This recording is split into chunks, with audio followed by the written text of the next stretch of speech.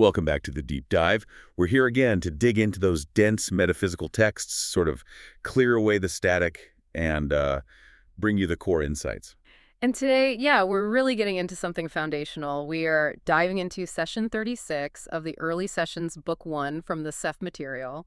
Session 36, recorded Wednesday, March 18th, 1964, starting at 9 p.m. That's the one. And it's a pretty important session in terms of how the whole communication develops. It really is something, isn't it? It's got this weird mix of like high stakes, almost slapstick humor, some really practical advice on channeling itself, and then bam, these huge ideas about free will and time. We're definitely going to unpack it piece by piece. For sure. And just the usual housekeeping note before we dive in.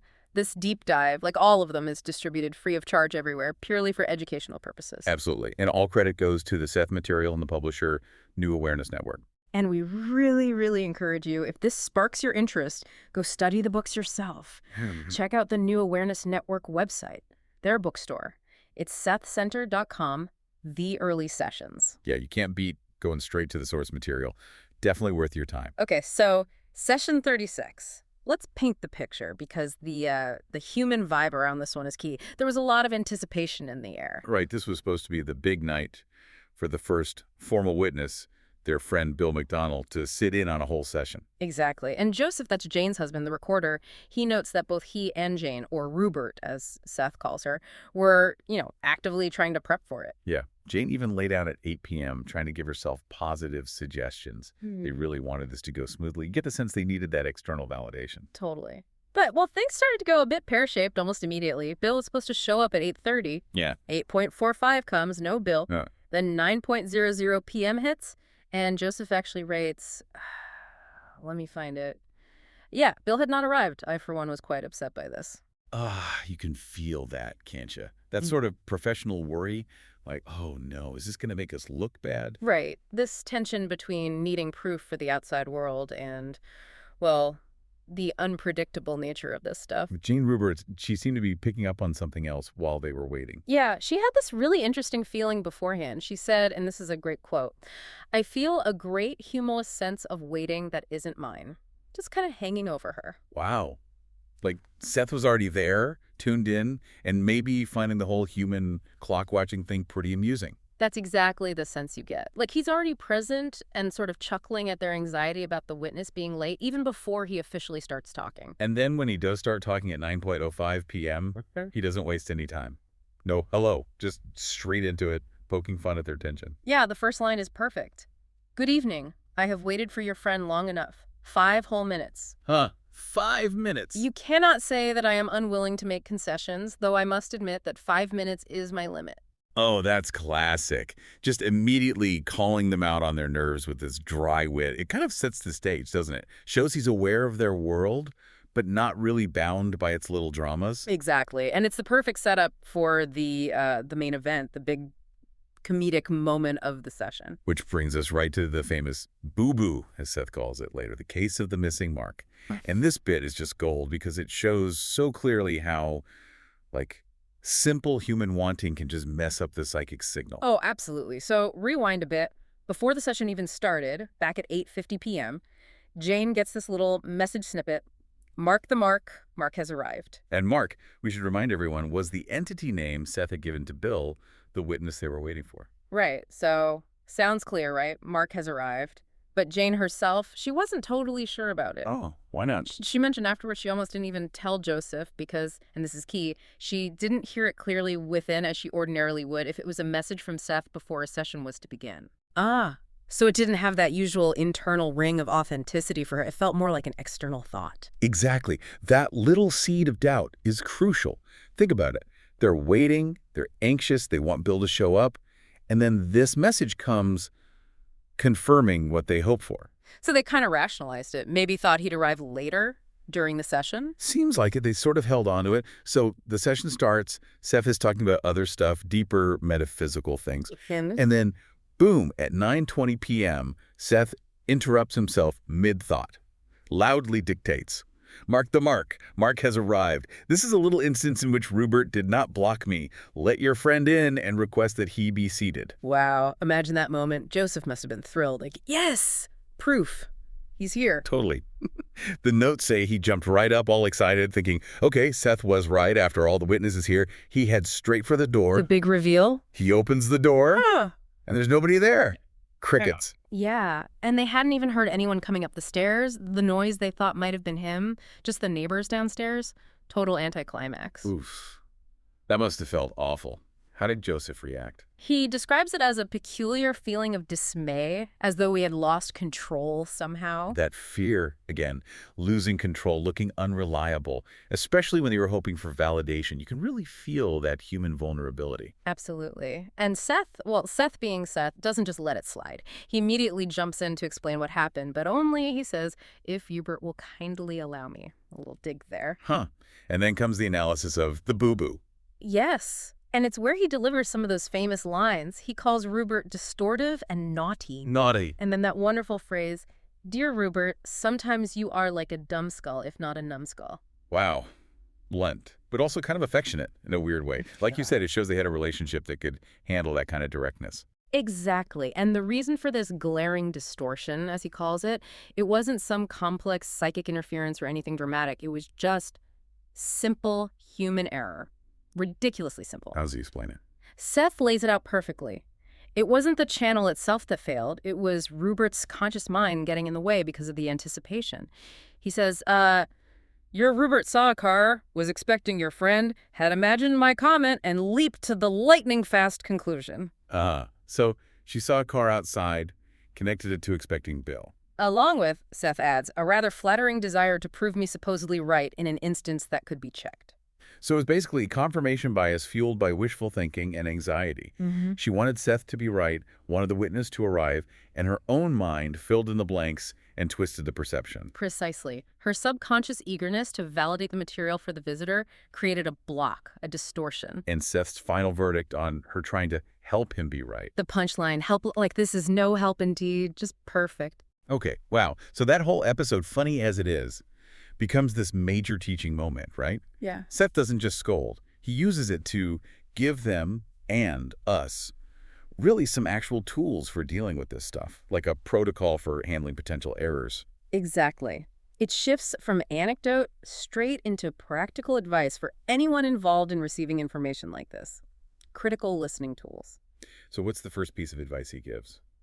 Well, first he talks about where these distortions are most likely to pop up. He says they will almost always occur either in the beginning of a session or toward the end.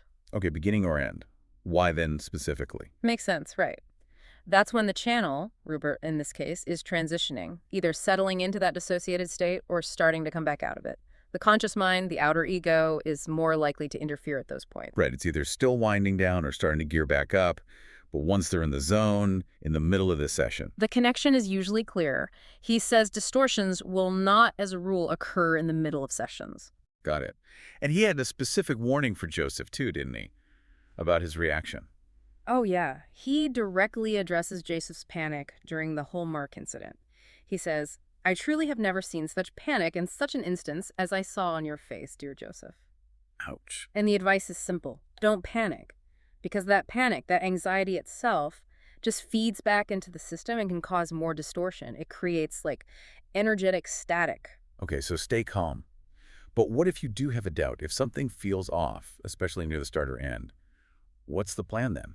He gives a very precise method for checking. It's quite specific. Yeah, what is it? He says, wait a good 5 minutes, but no more than 15 minutes, and then you ask the doubtful question again, or rephrase the statement into a question. 5 to 15 minutes. Why that specific window? Well, the 5 minutes gives the channel's conscious mind a chance to kind of reset, to let go of whatever thought pattern caused the error. If you ask again immediately, you might just reinforce the anxiety. Okay, that makes sense. Let things cool down. But you can't wait too long either, hence the 15-minute cap. Wait too long and you risk losing the flow, or the channel might start doubting themselves, which could shut things down entirely. So it's this carefully timed window for recalibration. Interesting how structured that is for something so seemingly woo-woo. Exactly. It shows there's a methodology here, and this leads into his bigger point about the whole process. He basically says, look, expecting 0 distortions is totally unrealistic. Right. He warns that thinking it has to be perfect would send you flying headlong against an eventual wall of disillusion. Yeah. It's a really important point for anyone exploring this stuff. It's not about dogmatic purity. It accepts the reality that information comes through a human filter. But wait, if distortions are basically guaranteed, how can you trust any of it? Doesn't that undermine the whole thing? That's the crucial trade-off Seth presents. He argues that the fear of distortion can actually be worse, because it might cause the channel to unconsciously block everything. Okay. So better to let some questionable stuff through than nothing at all. That's exactly his point. Much better to let some distortive material through than to let no material through at all. You can sort through it later, verify things against other sessions or your own intuition, but if the channel clamps down out of fear, you get nothing. The learning stops. So the priority isn't sterile perfection. It's getting the maximum amount of useful, durable information through, even with some noise. Precisely. And that brings us right back to why the mark mistake happened in the first place. Because Rupert wasn't fully dissociated. Yeah. Seth says the anticipation, the worry about the visitor, prevented her from reaching her usual excellent state of dissociation in the beginning of the session. That anticipation is all outer ego stuff, and it's the enemy of the clear, detached state needed for channeling. Okay, so with the drama of the boo-boo explained and dealt with, Seth then pivots back to what he's actually trying to talk about before the interruption. Right. Back to the big topic, free will. And actually the whole Mark incident, which was all about limited, anxious human choices, serves as a kind of weirdly perfect lead-in. Well, he starts by reiterating the basic idea. Yes, free will exists here on Earth, but it's extremely limited as to choice. And the key phrase he uses, which we need to unpack, is that we choose within our own camouflage pattern framework. Okay, camouflage pattern framework. What exactly does that mean in Seth speak? It's basically the sum total of the limitations that define our current life experience. Think of it as the rules of the game for this incarnation. It includes our physical senses, which, let's face it, only perceive a tiny fraction of reality. Right. Our individual ego structure, the cultural beliefs we're born into, and especially this ingrained perception of linear time that we're stuck with. It's the whole setup that convinces our everyday personality that this physical world is the only reality. So my free will operates inside this bubble, this framework. I can choose between the options I can perceive within the bubble, but options outside of it just don't exist for me. Pretty much. Seth says the possibilities we perceive are certainly not endless in any real sense.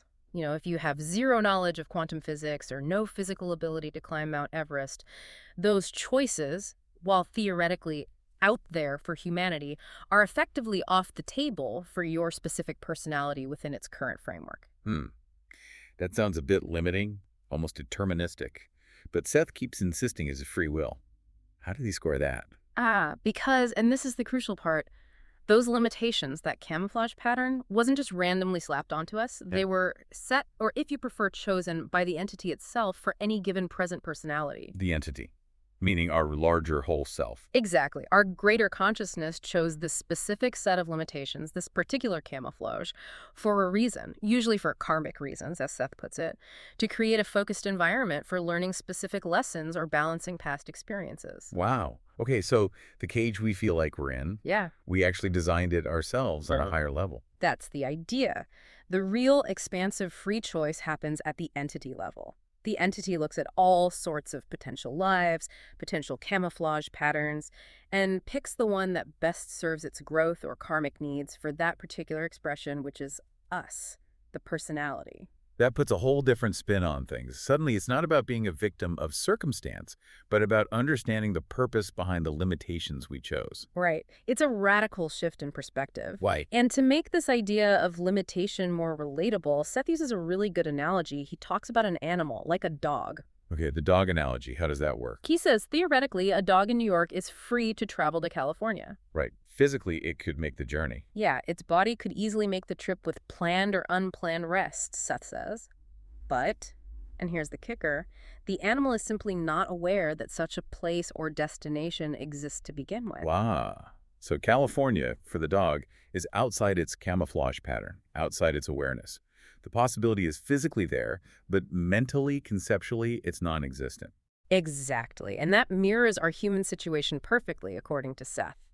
The potential for us to access other realities or make wildly different life choices might be theoretically possible, but to all intents and purposes, they do not exist because the personality is too limited to take advantage of them. We just lack the awareness, the inner senses maybe, to even foresee those Californias that lie outside our usual framework. Precisely. We're limited by what our current consciousness framework allows us to conceive of as real or possible. So then the big question becomes, how do we expand that framework?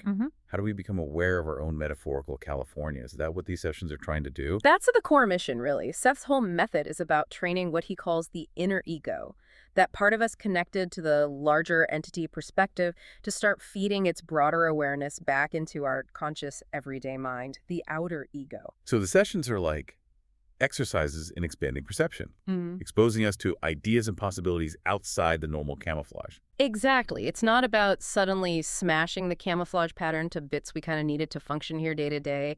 It's more like drilling little windows in it, letting the inner self's perspective shine through and inform the outer personality's choices more. Making the framework more flexible, more porous. You got it. And the biggest, most rigid part of that camouflage framework we're stuck in, it's our perception of time. Linear time, clock time. Yeah. Seth is very clear. Your clock time, as you know, is camouflage and does not exist as far as the inner ego is concerned. So for the inner ego, there's no Monday, no next year, no waiting 5 minutes for a witness. It's all just now. Basically, yeah. The inner ego lives in what you might call the spacious present, where past, present, and future are all accessible simultaneously. Our outer ego, though, is forced to experience things one after the other. Succession. That's our camouflage rule. Okay, but this always brings up that classic philosophical knot.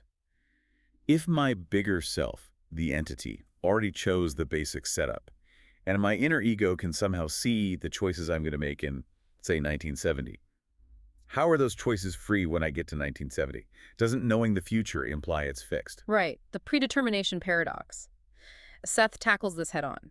He explains that the inner ego is aware of those future choices, but not because they're set in stone like destiny. Then why? It's because the inner ego is simply not bound by the dimensions in which those free will choices are made. Okay, unpack that a bit. It means the inner ego isn't predicting a fixed future. It's perceiving the entire landscape of probabilities and actualized choices at the same time. Because from its perspective, outside of linear time, 1970 is happening concurrently with 1964. It sees the whole picture, not just the frame we're currently in. Okay, so it's like seeing the whole map at once, rather than just the road immediately ahead. Exactly, and he uses that great analogy to help visualize it, the book analogy. Like the book. He says, although someone begins reading this material on page 1, for example, this does not mean that page 400 does not already exist. That's such a clear image. Yeah. The whole book exists simultaneously, even though I, as the reader, the outer ego, have to experience it sequentially, page by page. Precisely. And the choices you make while reading, pausing on page 50, rereading a paragraph on page 200, those choices are still your free choices in that moment of reading, even though the final page, page 400, already exists within the structure of the book. So the simultaneous existence of the whole pattern for the inner ego doesn't negate the freedom of the personality moving through that pattern sequentially. That's the core idea. The integrity of the action, the choice, is preserved within its own dimensional context. And this idea of simultaneity must completely mess with our usual understanding of cause and effect, right? We always think A causes B, which causes C, in a straight line. Totally. Seth confirms that this linear view is just another necessary illusion baked into our camouflage pattern. He says cause and effect only appear linear because we are forced at this point to perceive actions in a separate and successive fashion. So in reality, things might be influencing each other in much more complex ways. Backwards, forward, sideways in time. Potentially, yes. Or all at once. Yeah. We perceive the effect after the cause because our time-bound perception filters it that way, but remove that filter and the relationship between cause and effect might look very different. So that feeling of A must cause B is often just us projecting our need for sequence onto a reality that might not operate that way at all. It's a huge perspective shift. Our linear cause and effect is a result of your necessary disposition to view actions in a successive manner, as he puts it. Wow. Okay, so after tackling free will and time, the conversation in the session takes another turn, right? Back to the practicalities of how this information actually gets delivered. Yeah, Joseph and Jane had apparently talked before about being a bit wary of deep trances, the kind where the medium seems completely gone. And Seth uses this session to kind of explain why he doesn't use that method and prefers the way they're currently working. So he actually critiques the deep trance approach, Yeah, even though that's sort of the classic image of mediumship. he does. He says he does not approve of this educational device. Why not? What are the downsides, according to Seth? He lists a couple of main concerns. First is protection, or the lack thereof. He says deep trance involves a certain lack of protection. Yeah. If the personality is totally switched off, completely unconscious, the channel is more open to fragments. These aren't necessarily evil entities, maybe just stray bits of psychic energy or thought forms floating around. Like psychic static. Kind of. And if the entity doing the communicating, the educator on Seth's side, isn't being scrupulously careful to guard the channel, these fragments can interfere. The channel's normal ego defenses are offline. Okay, so it's potentially less safe, more vulnerable to interference. What else? The second issue is about how well the information actually sticks. He argues the benefits received in deep trance are not nearly as long-lasting. Why wouldn't they be? Because the learning happens passively. The information gets poured into the subconscious, kind of spoon-fed, but the conscious mind, the outer ego, is completely switched off. It doesn't actively engage with the material during the trance. So the integration happens later, maybe even subconsciously, or, as Seth suggests, sometimes only after death. It doesn't really become part of the personality's working knowledge in the here and now. Exactly. That's why Seth prefers the method they developed, where Rupert is dissociated, but all the connections are left open. So she's not completely gone. She's in an altered state, but still somewhat aware, still processing. Right. It's the state of high awareness combined with psychic openness. He calls it a flexible give and take. Jane, the personality, is still present, participating on some level. And the advantages of that method. Well, the assimilation of the knowledge happens more directly and immediately. The personality makes an active contribution. And because the whole self, including the partly aware conscious mind, is involved, the knowledge is more durable. It sticks better. So it's like active learning versus passive listening. Seth wants Rupert to be an active participant in her own education, essentially. Precisely. He's teaching her to use her inner senses while the outer ego is still partially online, not just bypassing it completely. But what's the catch? There must be a downside to keeping the connections open. The downside is exactly what we saw earlier with the Mark incident, the strong possibility of some distortions. Because the conscious mind is still someone in the loop, it can interfere. Exactly. But Seth sees this risk not as a failure, but as a necessary challenge. He's willing to accept the occasional dumb skull moment. Apparently so, because the payoff is that the knowledge gets integrated much more deeply and lasts longer. He even suggests that deep trance can sometimes lead to a false sense of freedom or a lack of ego discipline when the person comes back to normal reality. His method keeps the ego involved, grounded. Interesting. So it's really about empowering the receiver, building their own internal tools and awareness, rather than just making them a passive conduit. That seems to be the core philosophy, yeah. Focus on durable learning and integration for the whole self. Okay, so shifting from the general method back to Rupert specifically, Seth also had some direct advice for her in this session, right? Oh. Related to her physical state. Oh, yeah, absolutely. He connects her physical symptoms directly back to her inner state regarding the whole witness situation. Right, you mentioned the shoulder ache earlier. Yes, he points out the ache in Rupert's shoulder, for example, was an indication of nervousness. And then later, during a break, Jane apparently felt a pain in a foot. And Seth diagnosed that too. Yep. Confirmed it was the physical and nervous construction of his subconscious irritation about Bill being late. Wow, so her subconscious annoyance literally manifested as physical pain. That's a pretty stark example of the mind-body connection right there. Her body was physically holding on to that stress. Definitely shows how tuned in the physical state is to the psychological currents. But then Seth gives her a really practical piece of advice, a rule almost, about preparing for sessions. Which was? He strongly advises her not to read the material from previous sessions on the night of a session. Okay, don't review the notes right before you channel. Why not? It's all about managing what he calls the meddling intellect. He explains that reading the complex material beforehand sends him for a loop. Him meaning Rupert Jane. Yeah, She starts worrying about her fine performance, basically. Her conscious, analytical mind gets involved. She starts thinking about the quality, the complexity, whether she can keep it up. And that intellectual analysis, that self-consciousness, actually hinders the channeling process itself, could end up by ruining mine, as Seth puts it. Exactly. The intellect tries to help, tries to manage the process, but as we saw with Mark the Mark, that kind of help just creates interference. Seth needs her to step back intellectually and trust the intuitive flow. That's when he gives that really interesting compliment that's also kind of a warning, right? Yeah, the classic line, "Your intellect is a good one, but darling, it is no match for mine." Puts her intellect in its place, but gently. But then he immediately balances it by praising her real strength for this work. Your intuitions, believe it or not, are almost a match for mine. So that's the key instruction. During the session, let the intuition lead. Trust that immediate inner perception. Save the sharp intellectual analysis for after the session when you're reviewing the notes. Exactly. You can't effectively mix those outer egotistical intellectual judgments with the flow of inner sense data at the same time. It's about the conscious mind learning when to step aside, when to surrender control for the process to work optimally. Maintaining that boundary between the inner flow and the outer mind's tendency to want to manage everything. You got it. Keeping the meddling intellect in check during transmission time. Okay, so that pretty much wraps up the core lessons of session 36.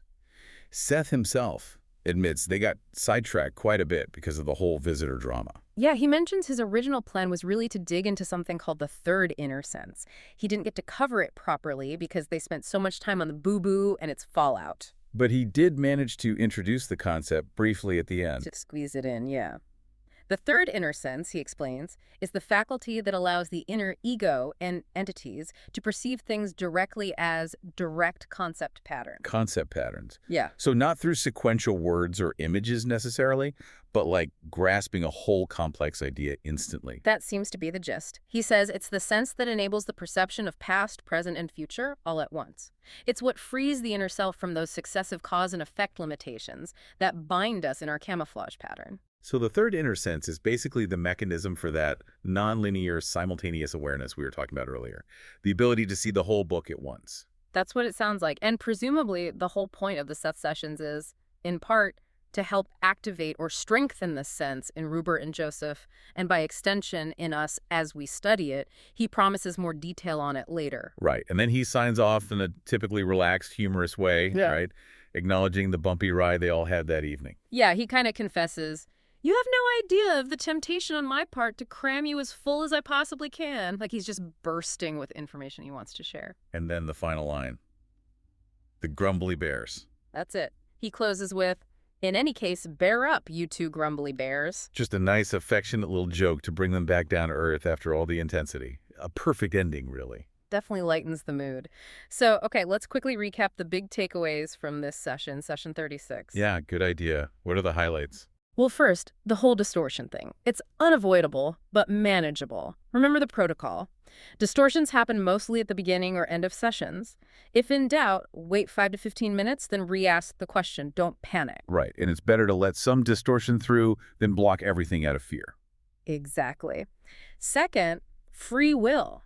It exists, but within the camouflage pattern, the limitations our entity self chose for this life's lessons, our inner ego can perceive future choices because it's outside linear time, not because those choices are predetermined. The book analogy. Page 400 exists, but we still freely choose how we read page 200. You got it. And third, the methodology. Seth prefers active dissociation, keeping the connections open, even with the risk of distortion over passive deep trance. Why? Because it leads to more durable, integrated learning for the whole self.